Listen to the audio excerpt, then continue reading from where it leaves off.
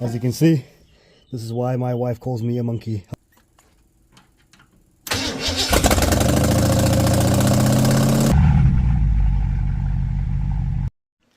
Hey beautiful people, welcome back to Ready Westo. So in the last episode, super exciting, the Zodiac lives. We heard that engine and that 302 firing away, which was absolutely amazing, especially after buying this car without ever seeing that it runs or not being able to see that it runs.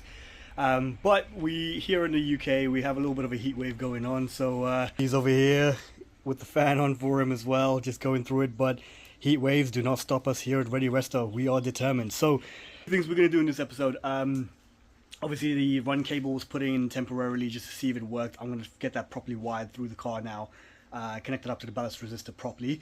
And then on the subject of electrics, I'm going to see if I can get the electric fans connected as well, because obviously we need to pull air through the radiator for cooling to get it right. Now the previous owner did supply two different electric fans. I don't know if they're going to have enough power to pull it through, but as a temporary measure, let's see how they work, if they even work as well. And then what I'll do is I'll connect them up, and then if we need to over time get bigger fans or more powerful fans, dual fans perhaps, I'll do that over time as well.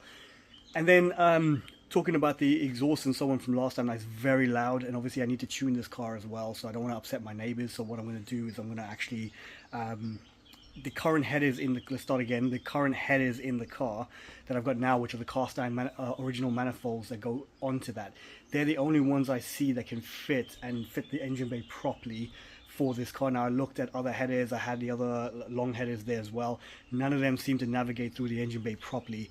And you know, again, maybe over time we'll get something custom made for it, but for now, to get this thing running, I'm going to use the cast iron headers, which I've got original bolts for, so I'm going to put some new ones in there to put it in properly, and then get the exhaust on today as well, so we can just temporarily measure up for a custom pipe that I need to put in there just to kind of run it for the time being. And then obviously I'll get something properly made for it to seal the whole thing properly before we start driving the thing daily and so on.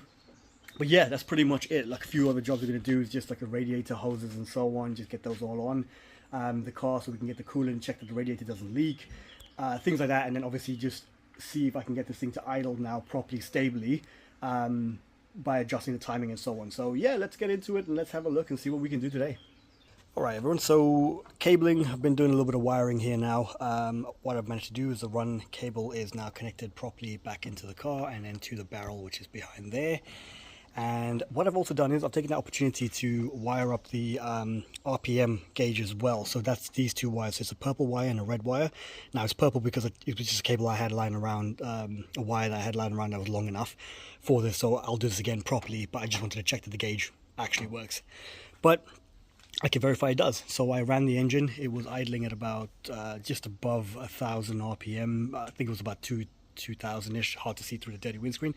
But essentially that was a good sign. So it means that it's actually in a pretty good place for an idle actually. On this, I need to figure out and I need to Google what the actual RPM should be for a healthy idle on a 302. I don't know off the top of my head. So I'll have to do some homework on that one, and then we can adjust it properly when we do the timing. But that being said, when it was running, I did check the oil gauge this time and there was zero pressure building up on that gauge. So again, like I said in the last one, I do not want to keep firing this thing not knowing whether it's actually pulling oil around the car engine or not. So anticipating that may be the case, I bought myself some of these. So it's like a hex bit adapter set. So what I've done is I've put that in there. I have taped it up with electrical tape so it doesn't come off, and this is something that I had already and it locks it in place so that will not come out in the engine. What I've also done, I just want to show you in there, is if you have a look, there's some black electrical tape in there. What I've done is I've pushed some tape down into this because there is a magnet in there, and what you don't want to happen is you do not want the magnet to then stick to the rod in the engine, the oil rod, and pull it out. When you pull it out, pull the drill out, it pulls the whole rod with it. So I've put some electrical tape in there and I've tested with another bit that it does not stick, so that's perfect because it will bite enough to turn the rod, the oil priming rod, but it will not pull out when we take the drill out. So again, drill needs to be on reverse, so that in, and then you just run the drill that way. But what I'm going to have to do now is I'm going to get it to the right point again, which is 12 before top dead center, pull out the distributor again, and then we will try and prime this thing. So I just wanted to make a quick note for you guys. So do not make the mistake of, again, putting it to the marker on the harmonic balancer without checking that the rotor is in the right place on the distributor, because that is actually the exhaust stroke and not the compression stroke. So again, just double check that before you start taking things out, and then try to do anything. Make sure you got it the right way around. So that needs one more revolution to go back into the same position, and then we'll be on the right stroke. Okay, so old little green drill over there, I don't think had enough grunt to do it, so I did a little bit of Googling, and it needs quite a lot of RPM to kind of get the priming going. So I'm going to try the bigger guy to do it now, so a lot of tape on that just because I had to put a few extensions on it to get it to work. But let's give it a go. Let's just see if this guy can get it to prime. I had a camera set up inside of the car and absolutely nothing happened when that drill was on, so let's try the bigger one. Let's see what happens.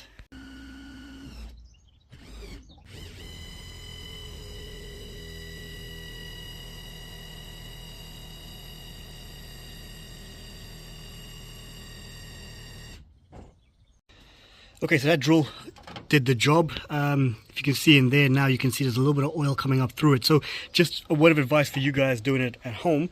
When you do it, it is really loose, and then all of a sudden the drill will sort of kick a little bit because it's now engaged, it's pulling oil through. That's a really good sign, because that means now it's actually got the oil going and spinning around, so you'll feel a little bit of resistance. So hold on to the drill so it doesn't spin and hit anything in there, and then what you need to do now is, I'm going to carry on and going, is to run it now for about 1 to 2 minutes, you know, while it's got it engaging. So you saw it on the gauge there, it is building up pressure, it has it. So I'm going to run the drill now for about 2 minutes or so, give it good time to circulate the oil through the system.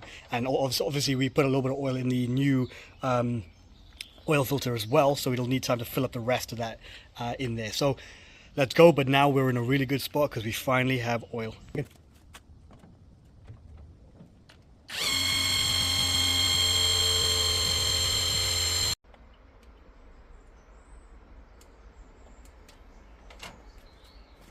Okay, so I'll say that's about good. Yeah, really good. I can hear the oil trickling around through it anyway as it's going.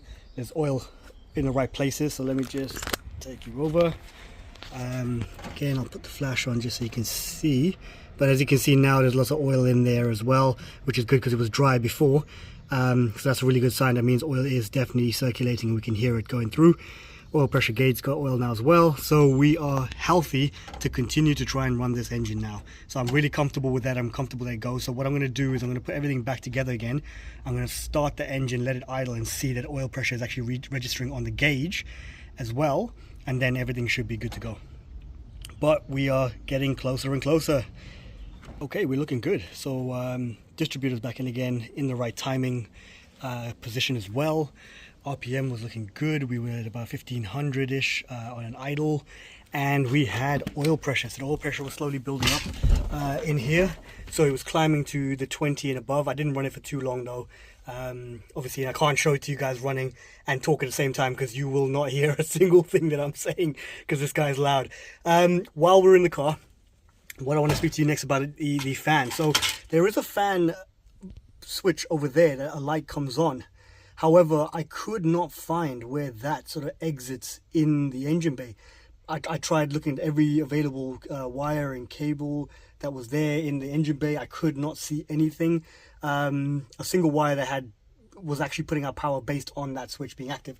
However, this one does. So this actually goes to the fuse box, and there's a point in the fuse box where it turns on if I flick it upwards. So that is this guy right here, and it terminates just there. So what I can do is I can use a wire from here to the fan on the radiator, and that'll work. So now what I did was I used this as a ground. I put it on the positive there, and I had the fan up here, and it worked perfectly fine. So it's good because it means it's fused as well, which is really good. The problem I'm having at the moment is the gap between that pulley and the actual radiator itself. I feel that fan is too thick for that, or it has to be positioned over to the facing the car this way, right hand side, so it will be facing here more than this side, which kind of isn't ideal. I mean, I'd want it to be evened out, so it might have to be two small ones. I might have to put two smalls in and then do it. But I think initially, if I can get that one to fit, I might just put it in for the time being, just initially, to run it until I can get more fans as well, because I don't want this guy to overheat. But let me have a think about that. Let me have a think about what to do, and then we can sort of work that one out. Also, what I've just noticed is we have oil in the breather, so that's also a good sign. It means that oil is actually, well, the breather's doing its job, but oil is sort of returning through that tube. So I'm going to keep an eye on that. Good thing I have a see-through one here, but just keep an eye that not too much oil is going back into the carb as well, because I don't think that's supposed to happen in there, because it might be the PCV needs to be looked at as well or changed in there. But all in all, really, really good. We've got oil pressure now. This engine is starting to shape up to be a fully running engine now. So really, we've got to get some cooling in there before we run it for too long. And then we're in a position where we can try and tune this thing, get it running and idling really, really well.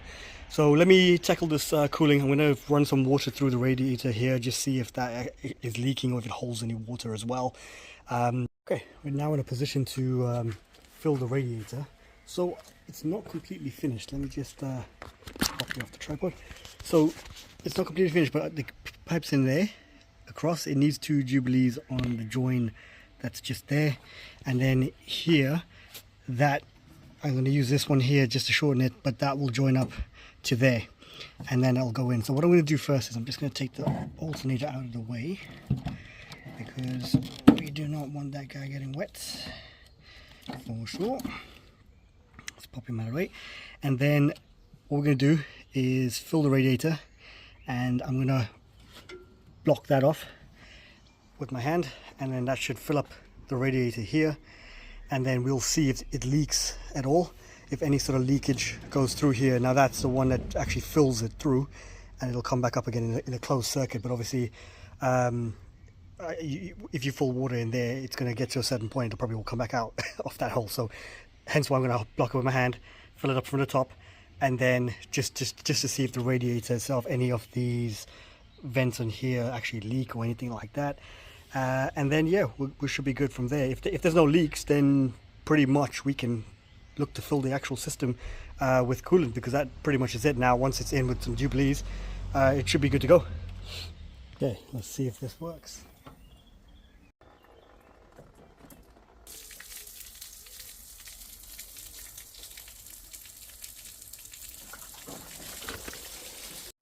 Okay, so a little hard to show you guys there from from the angle, but if you can see in there, the water sitting in here and through the radiator. Essentially what I was looking for was, when it was full, I was just looking for any leaks through here. Now it looks to be really, really good. I think the only leakage that was coming through it was actually from the inside of the actual, where I sprayed it through here. And it sort of wet the side here, and it was trickling back through. But all in all, it's actually looking pretty good from what I can see. Made a huge mess, but actually look at all that crud, all of that sort of come out from the radiator as well. So it's really, really good that it's actually washed it out anyway from the inside. So it's a good thing that we flushed it anyway, just to give it a good clean. What I'm going to do is, just because I want to kind of show you guys what it looks like from there, I'm going to try, because the water's sitting in the actual tube there, I'm going to see if I can replicate this thing with the watering can, just to kind of give you guys a view of what I was looking for. I'm going to sort of pop the camera here. Yeah, let me just try that. So let's give this a shot and see if you guys can see what I'm looking for. So essentially, I'm going to put my hand on the bottom end here.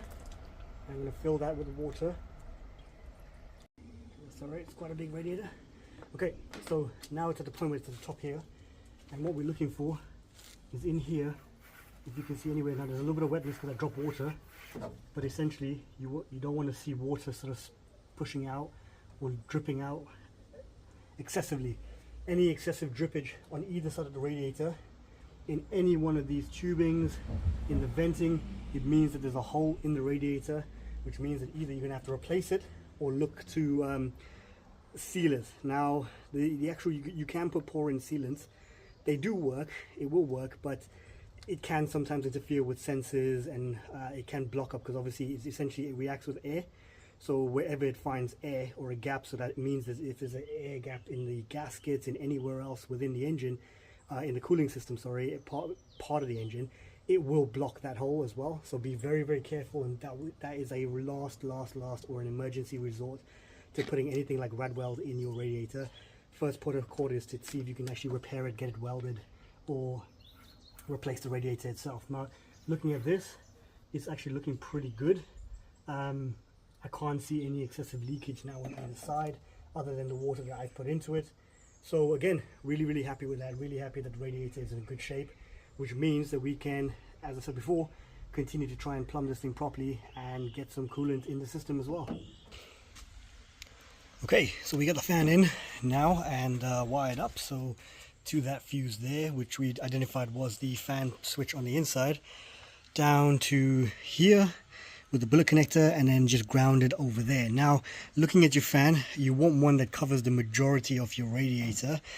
In my case, this is probably the biggest I'm going to be able to get in that space. I'm thinking now I might make a cowl for it, or a shroud rather, sorry, not a cowl, a shroud for the fan that will then just direct and ensure that it gets the maximum pull of air through the core.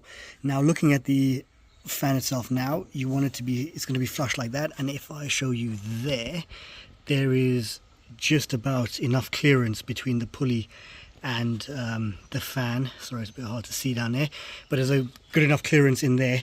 So obviously, until the radiator is actually mounted in properly into place, I'm not gonna fix the fan in. So I'll do that once the radiator is positioned properly in its static position.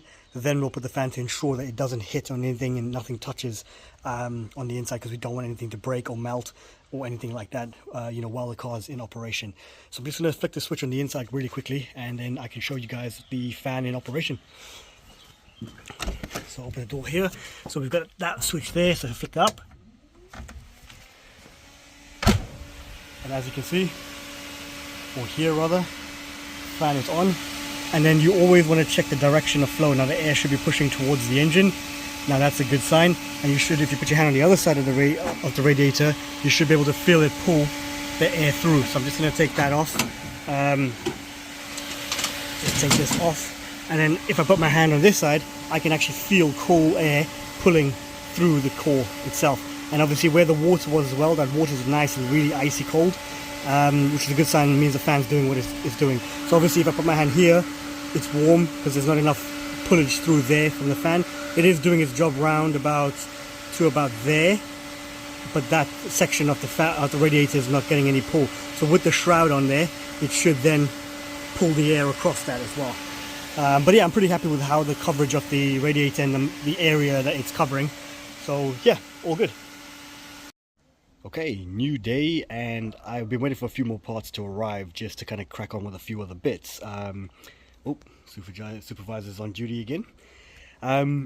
Yeah, so I've been waiting for the air filter. So as you can see, air filter is in. Now this is just a temporary one. It's not going to be the one that we're going to run in the car, but essentially it allows me to keep the carb clean and just test it and tune it with a filter in situ. So yeah, just gives me a good start for 10 on that point. The next thing I did was I've done the RPM tachometer cables, so I've now put them in properly. I've wired them up, I've joined them and put them into the car. So yeah, I've just taped them together so I know exactly what they are. I've tidied up some of the power cables there, just taped them together, and we got the fan cable run for the fan when we got that in. So I actually do have now the actual brackets for the fan, so we'll put that in. The next thing I tackled was the accelerator cable. Now I was struggling with this a little bit, and it took a lot of playing around and shortening of this cable here, because essentially the throw in this car, the pedals that were in here didn't have a very big throw, which means I had to bend the actual pedal arm on the inside to kind of allow for the amount of throw that I needed. But we now got it in a good place. So what happens now is when you press the accelerator, and it goes to full throttle, it gets nearly to this sort of part here. Now if I push it, with my finger it touches all the way, but with the pedal there's a slight gap between this and the arm here. I mean, let me know in the comments, you know, those of you who are, you know, familiar with this engine and carburetor, should it touch when the pedal is at, you know, on the floor? Should it actually touch here, or should there always be a slight gap in there? Let me know, because honestly, you know, I'm assuming it should touch because that'll be absolute full open throttle, but perhaps it shouldn't be all the way. But yeah, for now we've got it in a good position where it's pretty much almost full throttle now when you press the pedal down. So yeah, let me just show you in the car here. So now I've got the pedal here. Now the accelerator is now a little bit higher. It is sitting a little bit higher up now because of that, but I mean, it's still drivable. You still can get your foot you know, from the floor on that and still press it and so on. But let me just put the flash on so I can show you. So up there, that is the arm. And what I had to do was I had to bend that arm down slightly just to kind of get it to the right position. So I very small bends.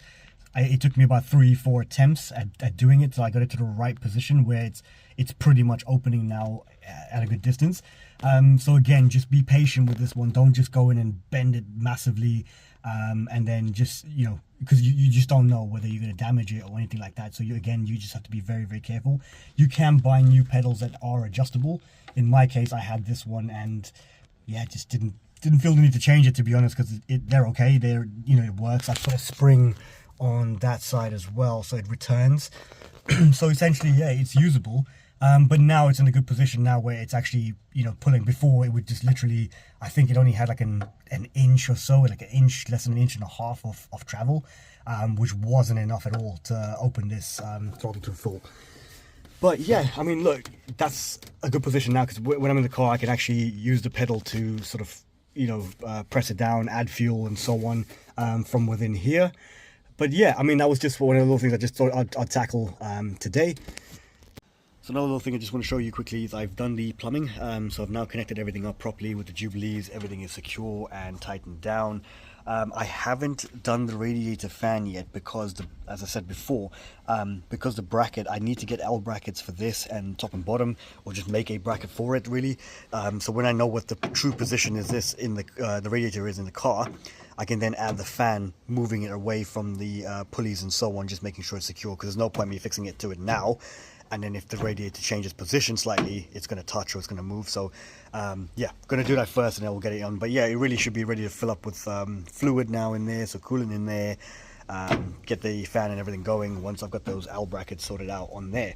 I'm just going to flip the camera around really quick. So today is game day for my team, the Springboks, and as tradition goes, we're going to braai, you know, watch the game, braai, shout at the TV, celebrate, you know, hopefully not cry. Hopefully it's going to be a good result for us.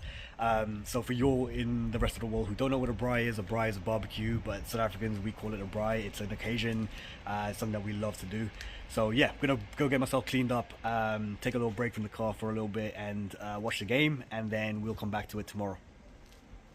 So great result yesterday. South Africa won 45-21 against England.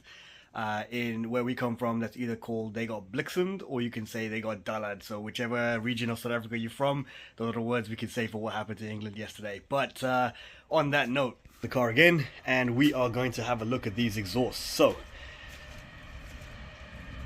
these are what we have. So these are the side exit exhausts that came with the car.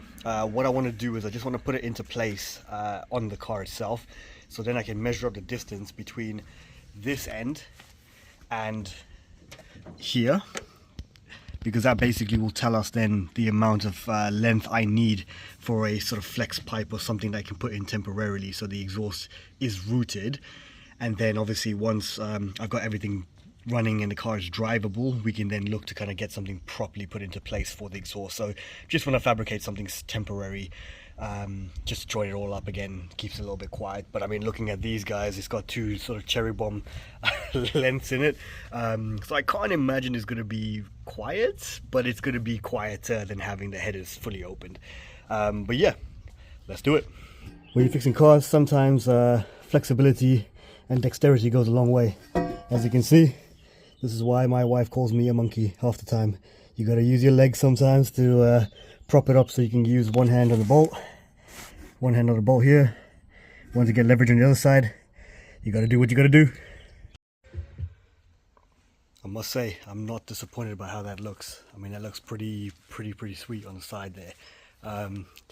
Protrudes a bit away from the body more than I would have liked, but that's not a big problem. At the end of the day, it looks pretty sweet the way it is. I mean, obviously it'll be sitting something like that when it's actually tightened up and everything and more balanced. But yeah, as you can see, it's still a fair bit away from the body a little bit. But you know, not a huge deal. You know, I might change the exhaust and stuff. I don't know how it sounds on the car. So again, one of the things where we might change it, maybe put it at the back, maybe leave it at the side, but yeah, make it a little bit more presentable. What I've done under the car is I've just used some blocks like that, just positioned into place. Now obviously it's not 100%, it'll be slightly higher than what you're seeing here, but for now it gives me a rough estimate of where it's going to sit when it's on the car. So I've sort of leveled that up so it's sort of straight, and then if I come through the top here, I should be able to see it. As you can see just there, you can see at the bottom, sorry, just working the camera a little bit so you guys can see that better. So yeah, basically we need sort of like an S pipe, if you will. So from here, and sort of S shape that goes down to there.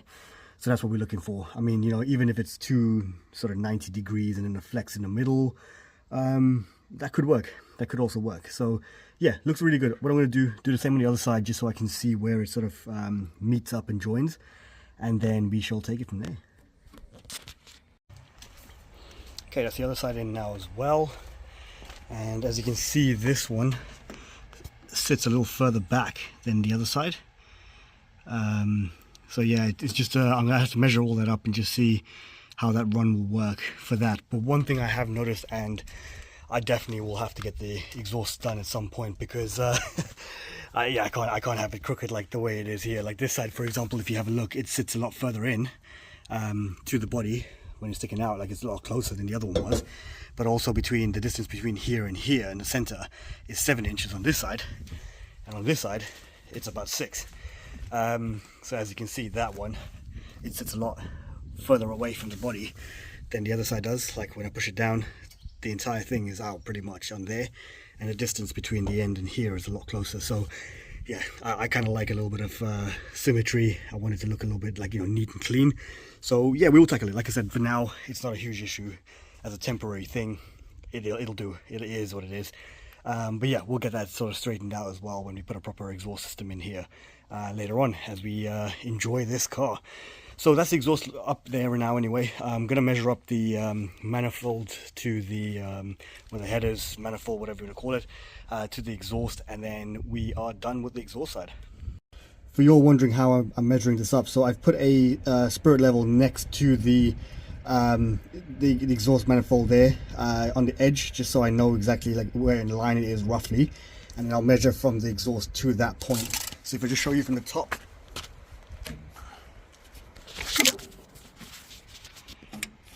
so from the top you can see it's sort of like in line with the manifold there. It just gives me a rough measurement. So I'll do the measurement distance from the current exhaust to this point, and then we'll do a depth measurement as well. And then we'll have to use a little bit of measuring to kind of understand what the sort of S shape would look like.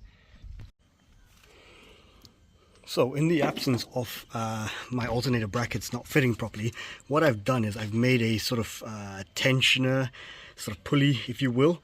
So what I've done is I've just used the bracket from here, so one of the old alternator brackets there, and a spare pulley I had from this sort of aluminium pulley kit that didn't fit my alternator.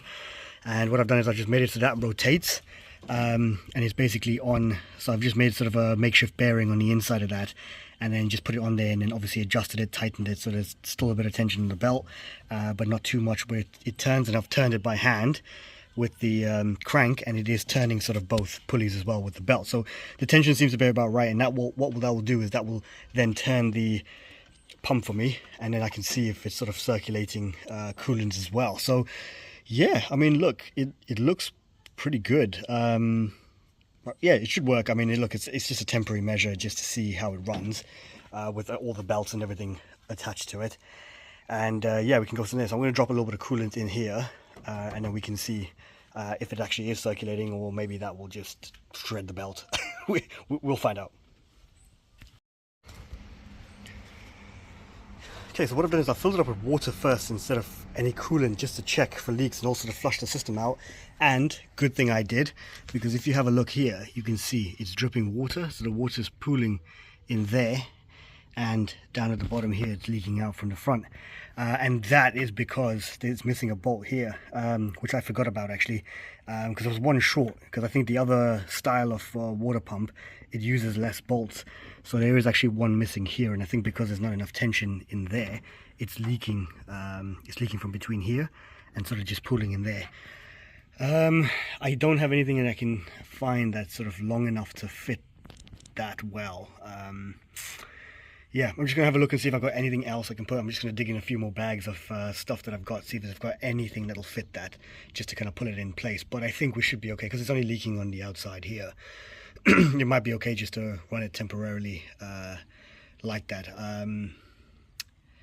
Yeah, bit risky, but let me see if I've got anything first. Okay, I didn't have anything that was long enough for that, but what I did was I actually tightened down the bolts again. So they were kind of loose, I think, when I put it in before sort of the sealant and everything set. Maybe I didn't tighten it up enough. So I just give it another hand tighten, so it's only like, you know, not over torqued or anything, just hand tighten until it stops. And now you can see there's no more water pooling in there, and there's no more drippage down the bottom either. I've just dried it up just to check if anything else further drips, but it seems to be good.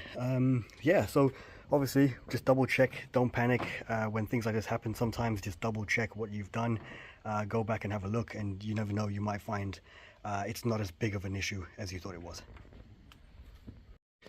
Right, so that's solved now. So what I've done is I've left this open. I'm going to try and start the car now and see what happens. Fingers crossed I don't get hit in the face with a belt flying over this way. And yeah, hopefully everything works. I'm just going to pick up the RPM tachometer there, because it's just fallen into the dashboard just from of leaning the car and so on. So I'm just going to do that, set myself up, and let's give it a shot.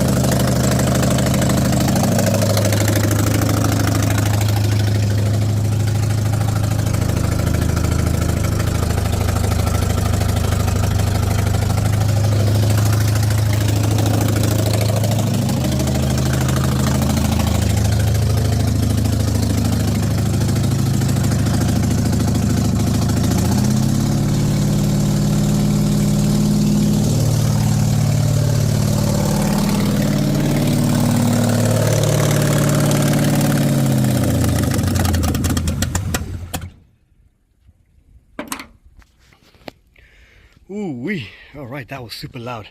Super loud. But as you can see, the makeshift tensioners worked on there. Sorry, I'm just going to go and turn the key off in the car, just in case. Bear with me. Yeah, so as you can see, I did try to step in a pedal, but it seems like the accelerator is still a bit tight.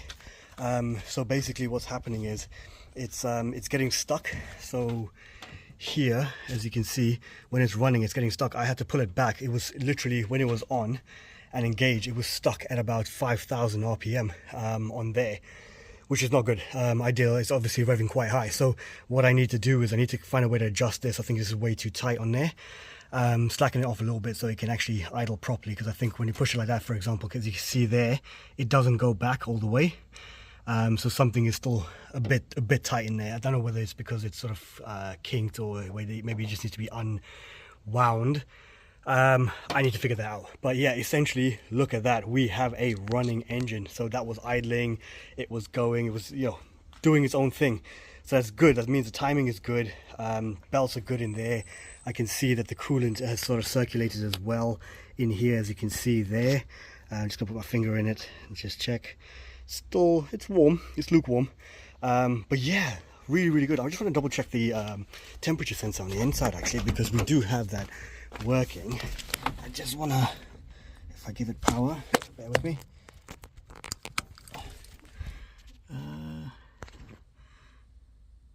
It's moving slightly, very slowly, as you can see there.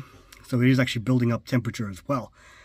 So yeah, I mean, we are close. We are really close now. We've got a functioning engine. It's pulling coolant, it's churning coolant around there. I'm gonna go and have a look and see if there's any water leakage again now. But I promised you guys an idle, and we got an idle. So looking around, doesn't seem to be any more leaks. Sorry for the focus. But yeah, it doesn't seem to be leaking anywhere. Yeah, I can't see it. I mean, I did see that this was the oil pressure thing was leaking oil slightly.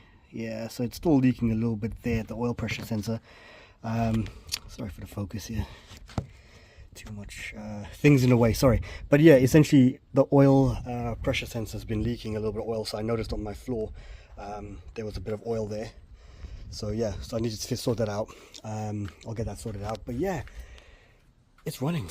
It is running. It lives, guys. So, you know, as I said before, I will, you know, we will get this thing going. We'll get it idling and tune it and do all the tuning and everything else. But yeah, appreciate you guys following the journey. Sorry, I'm rambling. Super excited. I can't tell you how excited I am to see this doing this. But yeah, please like and subscribe. Follow the journey. You will see a lot more from this car.